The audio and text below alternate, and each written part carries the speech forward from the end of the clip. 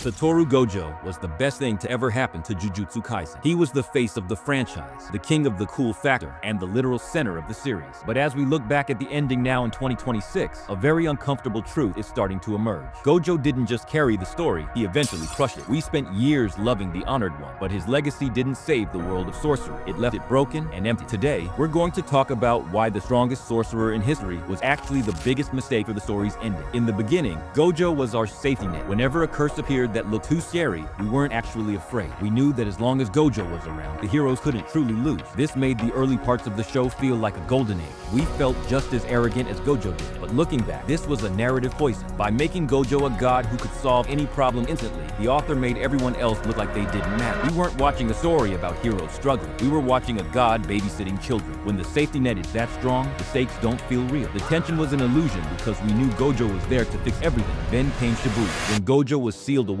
the story finally felt dangerous. For the first time, there was real terror. But this is where the legacy problem started. Because Gojo was established as a ceiling that no one could ever reach, his absence didn't make the other heroes grow. It just showed how helpless they were. The villains had to become insanely powerful just to compete with Gojo. So once he was gone, characters like Yuji looked like ants trying to fight a hurricane. The scale was ruined. Every victory after Gojo felt like a lucky break or a messy accident. The ending didn't feel like a win. It felt like a desperate attempt to fix a world that wasn't built to survive without its god. Gojo always said his dream was to raise a new generation of strong allies. He wanted to be a teacher who changed the system. But if we look at the results, his legacy as a teacher is a total failure. He didn't raise happy, strong sorcerers. He raised child soldiers who ended up more broken than he ever was. Look at Megumi. His spirit was crushed. Look at Yuta. He had to throw away his own humanity just to try and copy Gojo's power. Look at Yuji, a boy who was told his only value was to be a cog in a machine. Gojo's legacy wasn't a brighter future. It was a cycle of trauma where the kids had to burn their souls to finish the war. Gojo couldn't end himself. The biggest victim of Gojo's legacy was actually the main character, Yuji Itadori. In most stories, the protagonist is the son that everything revolves around. But in Jujutsu Kaisen, Gojo was the son, and Yuji was just a planet caught in his gravity. Even in the final chapters, and especially in the sequel content we're seeing now in 2026, the conversation is always about Gojo. Did he die right? Is he coming back? By making a side character the soul of the series, the actual main character's growth felt like a side story. Yuji's realization that he is just a tool is a direct result of living in Gojo's shadow. It tells us that unless you are born with godlike luck, your life doesn't really matter. The ending didn't give Yuji the spotlight. It just gave him a seat at Gojo's funeral. So, did Gojo ruin the ending? In a way, yes. He was too cool to be a side character and too powerful to be a hero. His existence forced the story into a corner where the only way to move forward was to kill him off. But once he was gone, it became clear that the world he protected was too weak to stand on its own. The legacy people celebrate today is a lie. It's just a mask over a pile of rubble. The series didn't end with a heroic bang. It ended with a long, tired sigh from a generation of kids who were told they were the future, but were actually just a cleanup crew for a man who was too big for his own world. Satoru Gojo will always be an icon. We will keep buying his figures and rewatching his best fights forever. But maybe, for the sake of the story, his strength was actually a curse. If you think his legacy saved the series, tell me why in the comments. I want to see if anyone can change my mind. But for me, the strongest sorcerer was the ultimate narrative mistake.